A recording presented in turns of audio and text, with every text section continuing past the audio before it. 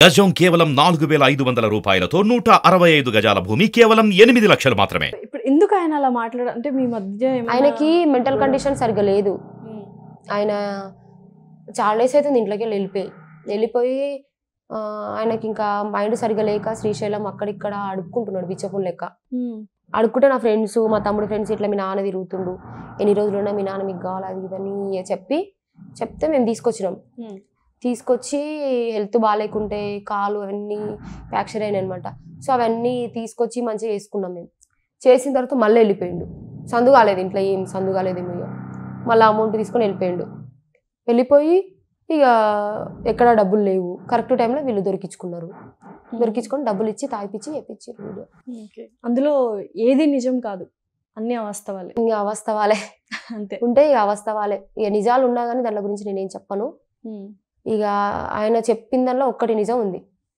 So కానీ దాన్ని కూడా నేను తప్పుగా భావించట్లేదు. కొన్ని లైఫ్లు ఉంటాయి, అన్ని కరెక్ట్గా ఉండవు కదా. 5000 ఉన్నాయి, 5000 కరెక్ట్ ఉండవు కదా. కరెక్ట్. ఇక అదేదో చిన్న లేని ఏజ్లో మిస్టేక్ అయిపోయింది. తర్వాత నేను అవి కొన్ని వదిలేసుకొని హ్యాపీగా ఉన్నాయి. ఇప్పుడు నాకు ఈ దారికి వెళ్ళి పోతున్నా, ముండ్లు ఉన్నాయి, మంచి దారి నేను వెతుక్కుంటా, అవునా కాదా? ఈ దారిలో పోయినా నాకు ముండ్లు కనబడ్డాయి, నాకు వద్దు ఆ దారిని వదిలేసుకొని ఇప్పుడు నా దారిలో నేను వెళ్తున్నా.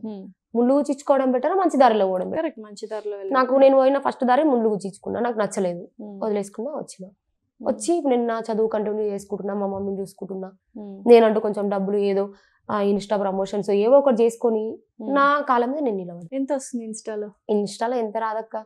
అప్పుడు నాకు అమౌంట్ ఎంత తీసుకోలేదు తెలియక 1500 2000 తీసుకుంటుంది. అది కూడా కొంతమంది ఫస్ట్ వీడియో అప్లోడ్ చేయి తర్వాత అమౌంట్ ఇస్తాను అట్లా కూడా ఎగ్గొట్టిన వాళ్ళు ఉన్నారు.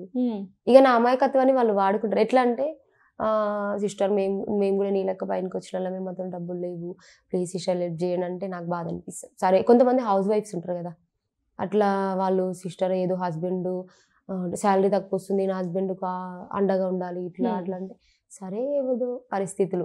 మంత్లీ ఇన్కమ్ ఓవరాల్ గా ఎంత ఉండొచ్చు? ఎంత రాదు, 5,000-6,000 అంతేనా? హాస్టల్ ఫీజు ఎలాగ అంటే ఇప్పుడు ఏం చేస్తున్నావు? ఇప్పుడు పాలిటిక్స్ అంటే ఎలక్షన్స్ అయిపోయి మరి ఎంపీ ఎలక్షన్స్ లో మళ్ళీ బిజీ అవుతావు. సో మధ్యలో ఫండింగ్ అయితే నువ్వు డబ్బు ముట్టవు నాకు తెలిసి, మంచి పనులకే వాడుతున్నావు అని నువ్వు ఆల్రెడీ చెప్పావు కూడా. నాకు నేను ఏదన్నా చెప్పను, చాలా వరకు చెప్పినంటే అది ఖచ్చితంగా చేస్తా. సో మరి ఇల్లు గడవడం ఎలాగా? పిల్లలు తమ్ముళ్ళేమో 2 చిన్న పిల్లలు, అమ్మ ఒకటే ఉంది. సో ఎలా మొత్తం జీవనాధారం, ఫైనాన్షియల్ స్టేటస్ ఎట్లా ఉంటుంది? అంటే మామూలుగా మమ్మీ షాప్ నడుపుకుంటుంది. ఇక మామూలుగా నాకు జనాల నుంచి వచ్చిన డబ్బు నేను ప్రజాసేవకే యూజ్ చేస్తాను. సో నేను సంపాదించుకున్న సంపద నా ఖర్చులు. ఇప్పుడు నేను బీడీ చేస్తున్నా, దానికి ఫీజు కట్టుకోవాలి, బుక్స్ కొనుక్కోవాలి, ఎగ్జామ్ ఫీజు అన్ని ఉంటాయి. సో నా ట్రావెలింగ్ ఛార్జెస్ కూడా కావాలి. నేను ఇన్స్టాలో మామూలుగా మళ్ళీ ప్రమోషన్స్ చేసుకుంటున్నా. బిఎడ్ లో ఉద్యోగం వచ్చిన తర్వాత మళ్ళీ రాజకీయాల్లో రావాలంటే నేను కష్టపడి ఉద్యోగం సంపాదించిన ఉద్యోగం కోసం అని నేనేం చదవలేదు. డిగ్రీ రావాలి నాకు మెయిన్. ఇప్పుడు ఒక చదువు అనేది మనం ఎంత చదువుతా అంత నాలెడ్జ్ వస్తుంటది. సో దానికోసం నేను చదువుకుంటున్నా. నాకు చదువు అంటే చాలా ఇష్టం. మెయిన్ నేను అంటారు కదా నువ్వు ఇట్లా అంటే, ఎందుకంటే ఉద్యోగం కోసమే ఆ వీడియో వైరల్ అయింది కాబట్టి. అవును, అప్పుడు బాగా ఇంట్రెస్ట్ ఉండే నాకు. నేను ఏ కోర్స్ చేసినా కానీ డిపార్ట్మెంట్ అంటే నాకు ఇష్టం.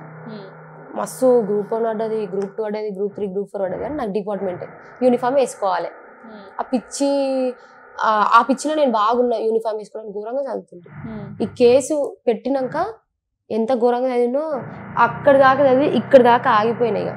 అంటే అట్లా ఉంటే ఇక టెన్షన్, కేసు అయితే జాబ్ రాదు, ఆ డిప్రెషన్లో ఉండిపోయినా. బాగా బాధ అనిపించింది. నాలాగా చాలా మంది మీద కేసులు అయినాయి కదా, ధర్నాలు చేసినప్పుడు కేసులు పెట్టిరు.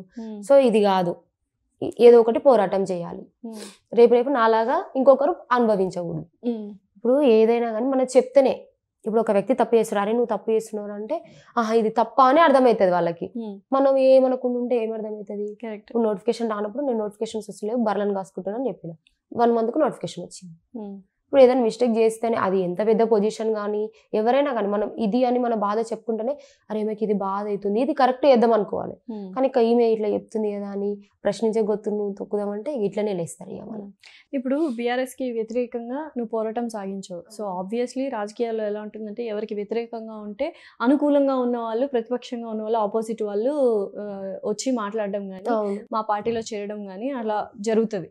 సో ఇప్పుడు ఎలాగో నువ్వు అనుకున్నట్టు బీఆర్ఎస్ వ్యతిరేకంగా బీఆర్ఎస్ ఓడిపోయింది అనుకో, ఓడిపోవాలనుకోలేదు, బట్ వ్యతిరేకంగా పోరాటం చేసావు, అది ఓడిపోయింది, వెల్ అండ్ గుడ్. కాంగ్రెస్కి నువ్వు సపోర్ట్ చేయలేదు, బట్ స్టిల్ కాంగ్రెస్ నాయకులు కావచ్చు, రేవంత్ రెడ్డి గారు కావచ్చు, మిమ్మల్ని అప్రోచ్ అవ్వడం జరిగిందా, మా పార్టీలో జాయిన్ అవ్వండి, సో నెక్స్ట్ లేదు టికెట్ ఇస్తాము అలా? లేదు, నాకు ఎవరేం పిలవలేదు. అయితే యూట్యూబ్ లో కొన్ని తమిళ చుట్టిండు, బర్లక్కని కలిసిండు, రేవంత్ రెడ్డి ప్రమాణ స్వీకారానికి వచ్చిండు, ఎంపీ పదవి ఇస్తుండు అనేసి కొన్ని ఫేక్ న్యూస్లు హల్చల్ చేస్తారు. సో వాళ్ళు వాళ్ళ రేటింగ్స్ కోసమే అలా పెడుతురు తమ్నైల్స్. సో నాకైతే ఇప్పుడు ఎవ్వరు అప్రోచ్ అవ్వలేదు. అప్రోచ్ అయితే మెయిన్ న్యూస్ పేపర్లు అనేది పెద్ద న్యూస్ పేపర్లు అబద్ధం వేయడానికి రాదు. న్యూస్ ఈ వీడియో చూసిన వాళ్ళకి నేను ఒకటే చెప్తున్నాక, న్యూస్ ఛానళ్ళ పెద్ద పెద్ద న్యూస్ ఛానల్స్ ఉంటాయి, నైట్ టైం వచ్చే న్యూస్ ఛానల్స్, అందులో వాళ్ళైతే ఫేక్ వేయడానికి రాదు, ఖచ్చితంగా నిజమే వేయాలి. సో అలాంటి దాంట్లో వస్తే నమ్మాలి.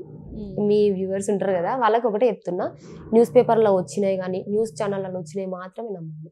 నా గురించి ఏమైనా వస్తే వాళ్ళు ఖచ్చితంగా చెప్తారు. సో అట్లా యూట్యూబ్ తమ్నైల్స్ చూసి చాలా మంది ఏమంటారు అంటే, ఇంకొంతమంది మహేష్ బాబు గారు వచ్చారంట కానీ కారు ఇచ్చారంట కదా అంటున్నారు, ఇంకా ఎన్టీఆర్ గారు, సోను సూద్ గారు, ఎవరెవరు వచ్చారంట, హెలికాప్టర్లో మీ ఇంటి చుట్టూ డబ్బులు చల్లిపోయారంట అని. ఏ మనుషులు అయినా అనిపిస్తుంది. వాళ్ళు ప్రతి ఒక్కరు అవే క్వశ్చన్స్ అడుగుతారు. ఇక హీరో ఫోటో పెడతారు, పక్కన నా ఫోటో పెడతారు, మధ్యలో డబ్బులు పెడతారు, డబ్బులు ఇచ్చిండని. ప్రస్తుతానికి అయితే నీకేం రాలేదు? ఎవ్వరు రాలేదు, ఒక్క హీరో రాలేదు. జబర్దస్త్ నుంచి అవినాష్ అన్న వచ్చిండు, అవినాష్ అన్న వచ్చి స్పీచ్ ఇచ్చి వెళ్ళిండు. ఇంకా అభి అన్న, ఇంకా డైరెక్టర్ అభి అన్న, అవినాష్ అన్న వచ్చిరు, అంతే, ఇంకెవ్వరు రాలేదు. సో వాళ్ళు ఏమైనా డబ్బు సహాయం చేయడం? డబ్బు సహాయం చేయలేదు, డబ్బు కంటే విలువనేది మాట సహాయం చేసేది చాలు. మరి అంతే కదా, ఇప్పుడు వాళ్ళు ఎంత దూరం నుంచో వాళ్ళు ఎంత బిజీగా ఉంటారు మామూలుగా, అట్లాంటిది వాళ్ళు అంత దూరం వచ్చి నాకు ఓటేయమని చెప్పి స్పీచ్ ఇచ్చిరంటే. ఇప్పుడు జేడీ సార్ వచ్చి మీకు సపోర్ట్ చేయడం గురించి జరిగింది. ఇప్పుడు ఆయన సొంత పార్టీ పెడుతున్నారు, పెట్టిరు కదా ఆల్రెడీ. ఎస్, పెట్టారు. సో దానికి మీరేమైనా జాయిన్ అవ్వాలి అన్నట్టుగా ఏమైనా ఆలోచన ఏమైనా ఉంది? ఇప్పటికైతే ఇంకా ఏం ఆలోచన లేదు అక్క. ఆయన పిలవడం కానీ అలా సార్ ఎప్పుడు నాకు సపోర్ట్ చేస్తాడు. ఆయన మళ్ళీ నేను ఆయనకు ఆపోజిట్ నిలబడ్డాని నన్ను దూషించడం అట్లయితే చేయను. నువ్వు ఏ విధంగానే చేయి, ఆయన ప్రజలకు మంచి చేయాలనే పార్టీ పెట్టిండు. సో నేను ప్రజలకి మంచి చేయాలనుకుంటున్నా. సార్ నేను ఎక్కడికి వెళ్ళినా ఎక్కడున్నా ఆయన సపోర్ట్ అయితే నాకు. ఏదో ఒక రోజు అంటే మంచి చేద్దాము అన్న దృక్పథంతో ఉన్నావు కాబట్టి మీరు ఏదో ఒక రోజు మీకు అర్థమవుతుంది, ఓకే ఒక పార్టీ ఉంటేనే నేను ఆ పనులన్నీ చేయగలను. సో అలాంటప్పుడు ఖచ్చితంగా జేడీ గారిని ఆశ్రయిస్తారా? అప్పుడు ఆ సిచ్యువేషన్ వచ్చినప్పుడు అక్క, ముందే ఎప్పుడు ఏమనిపిస్తుంది అప్పుడు అదే చేయాలి. ఇప్పుడే అనుకుంటే ఇక అది ఒక మైండ్ ఉండిపోతుంది కదా. మొన్న వైఎస్ జగన్మోహన్ రెడ్డి గారు కూడా అవును పవన్ కళ్యాణ్ గారి కంటే బర్రెలక్క చెల్లెమ్మ చాలా బెస్ట్, చాలా 100 రెట్లు బెస్ట్ అన్నారు. సో దాని మీద మీ కామెంట్ ఏంటి? జగన్ గారు మెచ్చుకోవడం నాకు హ్యాపీయే, కానీ పవన్ కళ్యాణ్ గారిని తక్కువ చేయడం నాకు మంచిగా. బట్ అంటే ఆఫ్ కోర్స్ పవన్ కళ్యాణ్ గారి గురించి కాకుండా అక్కడ వాస్తవం ఏంటి అనేది చూసారు అక్కడ. అదే, సో ఇప్పుడు బర్లక్కకి ఇట్లా ఓటింగ్ వచ్చింది, ఆమె చాలా గ్రేట్ అని అక్కడికాడికి అంటే అయిపోతుండే. కానీ ఇట్లా పవన్ కళ్యాణ్ తక్కువ అది ఇది అనడం, సరే ఎవరిది వాళ్ళకు ఉంటుంది. నా మీద ఉండే అభిమానం నా మీద ఉంటుంది, ఆయన మీద ఉంటే ఎవరి అభిమానం వాళ్ళకి. ఇప్పుడు 10 మంది ఉన్నప్పుడు 10 మంది మీద 10 మంది అభిమానం ఉంటుంది. సో ఇక ఆయన తక్కువ చేయడం అనేది నాకు కొంచెం బాధ అనిపించింది. ఇప్పుడు అందరూ చాలా ఇన్స్పిరేషన్ గా తీసుకుంటున్నారు శిరీష గారు మిమ్మల్ని. సో ఒక నిజంగానే ఒక యూత్ ముందుకు రావాలి. ఇప్పుడు పాలిటిక్స్ లో అందరూ డాక్టర్లు, ఇంజనీర్లు, యుఎస్లు అక్కడికి ఇక్కడికి వెళ్ళిపోతున్నారు, లేకపోతే ఏదో ఒక జాబ్ వెతుక్కుంటున్నారు, గవర్నమెంట్ జాబ్. పొలిటీషియన్ అవ్వాలని ఎవరు అనుకోవట్లేదు. అండ్ సినిమాలో చూపించినట్టుగా చాలా వరకు నిజంగా ఒక యూత్ ఐకాన్ లాగా మీరు వచ్చారు. వైఎస్ షర్మిల గారిని కూడా చాలా మంది ఒక యూత్ ఐకాన్ గానే చూస్తారు, బట్ స్టిల్ మిమ్మల్ని చూసి చాలా నేర్చుకోవాలి అని ఒక మాట అన్నారు. సో దాని గురించి మీరేమంటారు? చాలా హ్యాపీగా అనిపించింది. ఇంకా ఏమన్నారంటే, నన్ను ఇన్స్పిరేషన్ గా తీసుకొని చాలా మంది నెక్స్ట్ ఎంపీ ఎలక్షన్ లో పోటీ చేస్తున్నారు. నిజమే, మాకు కూడా కాల్స్ వచ్చాయి. యాక్చువల్గా బర్రెలక్క గారి ఇన్స్పిరేషన్తో నేను ఎంపీగా పోటీ చేయాలని చెప్పి నిజంగానే ఒక 2-3 కాల్స్ నిజంగానే వచ్చాయి. బట్ వాళ్ళ ఎజెండా ఏంటి అనేది మనకు. ఎమ్మెల్యేగా కూడా నిలబడుతున్నారంట ఏపీలో. నెక్స్ట్ ఎమ్మెల్యే ఉన్నాయి కదా, అప్పుడు కూడా నిలబడతామన్నారు. ఆల్రెడీ ఇంటికి వస్తారు, ఎట్లా నిలబడాలి, ఎట్లా అమౌంట్ ఖర్చు పెట్టాలి, ఎట్లా ప్రచారం చేయాలని నన్ను అడుగుతారు. వచ్చి ఒక ఐడియా వచ్చిందా? వచ్చింది కొంచెం. సో వాళ్ళందరికీ చెప్పారా మరి? చెప్పిన. సో ఏం కావాలనుకుంటున్నారు అండ్ ప్రజలకు ఏం చెప్పాలనుకుంటున్నారు? ఎంపీ ఎలక్షన్స్ కూడా దగ్గరలో, ఏం చెప్పాలనుకుంటున్నారు? ప్రజలకు ఏం చెప్పాలనుకుంటున్నా అంటే, నెక్స్ట్ ఎంపీగా నేను ఖచ్చితంగా నిలబడతా. ఎలాంటి ఒడిదుడుకులు వచ్చినా ఏం వచ్చినా ఇక ఒక అడుగు వేసినాక, సరే ఏదో నాకు నష్టమయ్యో లాభమయ్యో ఏదో ఒకటి మంచి చేద్దామని వచ్చేసిన. సో నన్ను కూడా గుర్తించి నన్ను గెలిపించండి, ఏదో ఒక విధంగా గెలిపించండి. తర్వాత నేను ఏమైనా మంచి చేయకుంటే వాళ్ళందరిలో నేను ఒక ఉండేదాన్ని కదా. సో అమ్మాయిని కాబట్టి కొంచెం జాలిగుణం అనేది ఖచ్చితంగా ఉంటది. ఓకే, కాబట్టి ఖచ్చితంగా నేను 100% మంచి చేస్తాను. సో ప్రస్తుతానికైతే ఏ పార్టీలో చేరట్లేదు, పార్టీలో చేరే ఉద్దేశం కూడా లేదు ఇప్పుడు ప్రస్తుతానికి. ఇప్పుడైతే ఫ్యూచర్ లో ఉండొచ్చు, ఏమో చూద్దాం. Okay, thank you so much. Thank you.